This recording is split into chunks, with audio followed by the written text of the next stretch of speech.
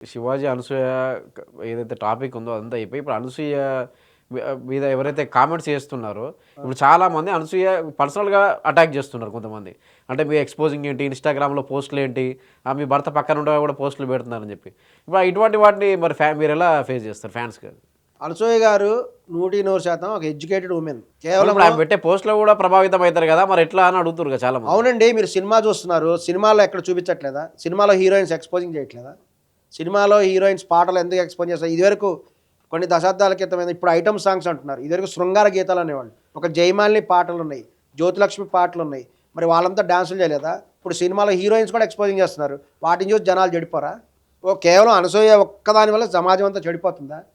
ఆమె ఎవరో సంజయారెడ్డి ఆమెను తీసుకొచ్చారు. ఆమెకి ఇన్‌స్టాగ్రామ్ గురించి మాట్లాడుతాము. ఇన్‌స్టాగ్రామ్ స్పెల్లింగ్ చెప్పమనండి. సంజయారెడ్డి గారికి ఛాలెంజ్ చేస్తున్నా. మీరు అడగండి ఈసారి ఇంటర్వ్యూకి వచ్చినప్పుడు. ఇన్‌స్టాగ్రామ్ స్పెల్లింగ్ చెప్పమనండి. ఇలా ఉండాలి అని ఆమెకి చెప్పారు కదా. ఇన్‌స్టాగ్రామ్ స్పెల్లింగ్ కూడా రాదు ఆమెకి. చెప్పమనండి. ఇన్‌స్టాగ్రామ్ స్పెల్లింగ్ చెప్పమనండి ఆమెకి. ఇన్‌స్టాగ్రామ్ స్పెల్లింగ్ రాకుండా ఎలా ఉంటారు? స్పెల్లింగ్ రాదు ఆమెకి. ఆమె అంత చదువుకోలేదు. అడగండి. ఇన్‌స్టాగ్రామ్ స్పెల్లింగ్ అడగండి. ఇన్‌స్టాగ్రామ్ స్పెల్లింగ్ చెప్పని అడగండి. ఇన్‌స్టాగ్రామ్ స్పెల్లింగ్ కూడా చెప్పడం తెలీదు ఆమెకి. ఆమె వచ్చేసి ఇన్‌స్టాగ్రామ్‌లో వాళ్ళకి చట్టబద్ధంగా హక్కు ఉంది. ఏ వ్యక్తి అయినా, మీరైనా, నేను ఇక్కడ మగవాడు ఆడవాళ్ళు ఈక్వల్ అని నేను చెప్తున్నా. మగవాడైనా ఆడవాడైనా సరే వాళ్ళు తమ జీవితంలో జరిగినటువంటి అనేక సంఘటనలు ఓన్లీ స్విమ్మింగ్ డ్రెస్ అని కాదు, అనేక సంఘటనలు ఉంటాయి కదా. ఒక బర్త్డే పార్టీ ఉంటుంది, ఒక పెళ్లి పార్టీ ఉంటుంది, దేవాలయ సందర్శన, ఇంకో సందర్శన, ఏదో జీవితంలో జరిగిన ఒకేషన్స్ని వాళ్ళు వీడియోలు లేకపోతే ఫోటోలు తీసుకొని తమ ఇన్‌స్టాగ్రామ్, తమ యూట్యూబ్లో పెట్టుకుంటారు. వాళ్ళకి చట్టబద్ధంగా హక్కు ఉంది అది. అనసూయ గారు కూడా అలాగే పెట్టుకున్నారు. ఆమె తన జీవితంలో అనేక సంఘటనలు ఉంటాయి కదా. ఒక మాల్కి వెళ్ళినప్పుడు ఒక రకమైన వస్త్రాన, పెళ్ళికి వెళ్ళినప్పుడు ఒక రకమైన వస్త్రాన, రకరకాల ఒక ఫంక్షన్కి వెళ్ళినప్పుడు ఒక వస్త్రాన, ఈ విధంగా రకరకాల వస్త్రాలతో ఆమె ఫొటోస్ పెట్టుకుంటారు. మీరు కూడా పెట్టుకోవచ్చు, నేను కూడా పెట్టుకోవచ్చు. మనకు చట్టబద్ధంగా హక్కు ఉంది అది. అలాగే ఆమె ఒకేషన్స్కి వెళ్ళింది, ఇలా లవ్ సింబల్ పెట్టుకుంది న్యూ ఇయర్ సందర్భంగా. తన అభిమానులు, తన ఫాలోవర్స్, కొన్ని లక్షల ఫ్యాన్స్ ఉన్నారు, లక్షల ఫాలోవర్స్ కూడా ఉన్నారు ఆమెకి. వాళ్ళలో ఎంతమంది ఫ్యాన్స్ ఉన్నారు, వాళ్ళందరి కోసం, తన అభిమానుల కోసం అలరించాలని ఆమె తన ఫోటోలు పెట్టుకుంది. ఈ విధంగా ఒకేషన్కి వెళ్ళాం స్విమ్మింగ్ పూల్తో. తన భర్త చేత తను ముద్దెట్టించుకుంటూ తన ఫోటో పెట్టుకుంది. పరాయి మొగుడి ముద్దెట్టించుకోలేదు కదా. మరి ఆవిడకేం నొప్పి?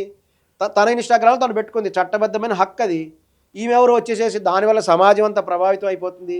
ఎక్కడైనా చూడండి, అనసూయ గారు ఎవ్వరికి సందేశం ఇవ్వాల. మీరందరూ బిక్రీ చేసుకోండి అని ఎక్కడైనా చెప్పిందా? ఎక్కడ చెప్పలేదు. తన జీవితం తన ఇష్టమని తప్ప. ఒక సినిమా చూస్తామండి, హీరో ఉన్నాడు, సూపర్గా ఫైట్ చేస్తాడు, డిష్యూమ్ అని కొట్టేస్తాడు, పొడి చేస్తాడు, ఇలా కొడితే ఎగిరి అవతల పడతారు. ఇవన్నీ సినిమాలో హీరో చేస్తుంటాడు. ఫ్యాన్స్ చూస్తారు. బయటకు వచ్చి నిజంగా ఫైట్ చేస్తారా? చెయ్యరు. ఎందుకంటే ప్రజలకన్నీ తెలుసు, మంచి చెడు అందరికీ తెలుసు. సినిమాలో హీరో ఫైట్ చేశాడు కాబట్టి మనం బయటకు వచ్చి ఎవడు ఫైట్ చేయడు. చిన్న చెంపదెబ్బ కొడితే ఇట్స్ క్రైమ్. సో మీరు అనసూయ ఎవరికి సందేశం ఇవ్వలేదు అంటారు కానీ, శివాజీ ఏం చెప్పాడు తర్వాత, ఒక 2-3 రోజుల తర్వాత ఇష్యూ అయిన తర్వాత, ఇప్పుడు నేను మాట్లాడింది తప్పే అని ఒప్పుకుంటున్నా, మీరెందుకు అనసూయ చెప్పలేదు? నేను కొన్ని కామెంట్స్ తప్పని ఒప్పుకుంటున్నా, మీరు వరకే క్షమాపణ చెప్పాడు కానీ యాటిట్యూడ్ మార్చుకోలేదు.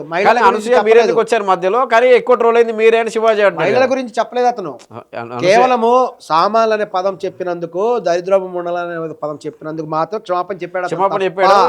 మహిళలు వస్త్రధారణ వల్ల మాత్రమే జరుగుతుందని అనసూయ మీరెందుకు వచ్చారు మధ్యలో, కానీ బలైంది ఎవరు, మీరే కదా అన్నట్టు శివాజీ అంటున్నాడు. మరి ఎవరు లాస్ట్ ట్రోల్ అయ్యింది మీరే అన్ని కొన్ని లక్షల మంది అభిమానిస్తున్నారు అనసూయ గారికి. ఇప్పుడు ఎవరైతే కాలేజీ గర్ల్స్ ఉంటారో, ఈ యొక్క ఎడ్యుకేటెడ్ పీపుల్, అన్ఎడ్యుకేటెడ్ పీపుల్ మధ్య ఎప్పుడు ఈ సంఘర్షణ జరుగుతూ ఉంటుందండి. కొన్ని దశాబ్దాల క్రితము నైటీ గురించి ఒక పెద్ద గొడవ జరిగింది. ఎందుకంటే అప్పట్లో నైట్ అనేది వేసుకునేవాళ్ళు కదా అందరూ. మామూలు వస్త్రాలు చీరలో ఉండేవాళ్ళు. ఎవరైనా ఒక చదువుకున్న వాళ్ళు మాత్రం నైటీస్ వేసుకునేవాళ్ళు. ఒక చదువుకున్న అమ్మాయి కనుక నైట్ వేసుకుంటే అందరూ వింతగా చెప్పేవాళ్ళు, అమ్మ ఈమె నైట్ వేసుకుని అదేదో పెద్ద భయంకరమైన తప్పు చేసినట్టుగా. వాళ్ళని yes we are educated women, we were nineties అని చెప్పేవాళ్ళు, గర్వంగా చెప్పేవాళ్ళు. చదువుకున్న వాళ్ళు, చదువు లేని వాళ్ళు ఏమో అమ్మో నైటీస్ వేసుకుందని గుసగుసలు ఆడుకునేవాళ్ళు. ఎందుకంటే వద్దు అని చెప్పే అధికారం ఎవరికి లేదు. చెప్పినా వీళ్ళు వినేవాళ్ళు కాదు. దే ఆర్ ఎడ్యుకేటెడ్, అవును వేసుకుంటే తప్పేంటి, నైట్ వేసుకుంటే తప్పేంటి అనేవాళ్ళు.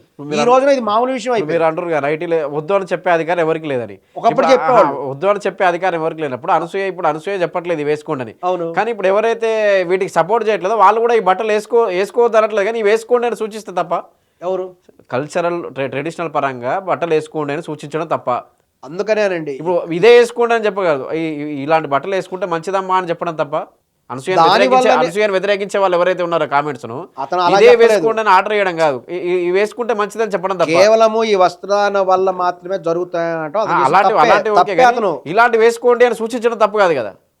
ఆ వస్త్రధారణ వల్లే జరిగిందని చెప్పాడు ఇన్సిడెంట్. దానివల్ల ఇప్పుడు మాత్రం ఎవరైతే మీరు జరగలేదు. అంటున్నారో ఇప్పుడు సంధ్యారెడ్డి కానీ వీళ్ళ పేర్లు చెప్తున్నారు, వీళ్ళంతా కూడా ఈ మన ట్రెడిషన్ ఇది, దీని ప్రకారం వేసుకుంటే బాగుంటుంది, చీర కట్టుకోండి అని చెప్పడం తప్పు కాదు కదా. మేము ట్రెడిషనల్ కానీ ఇదే చీర స్విమ్మింగ్ కట్టుకుని పూల్ లో ఏం చేయాలండి, మీరు సంజారెడ్డిని స్విమ్మింగ్ పూల్ తీసుకోండి, ఆమె ఈత కొడుతుందా చీర కట్టుకొని? ఆమె కూడా స్విమ్మింగ్ డ్రెస్ వేసుకుంటుంది, సంజారెడ్డి కూడా స్విమ్మింగ్ డ్రెస్ వేసుకోవాలి. చీర మాత్రమే కట్టుకోవాలని చెప్పట్లేదు, చీర కట్టుకుంటే బాగుంటుంది అని చెప్తున్నారు. తప్పు అవును తప్పు కాదు కదా.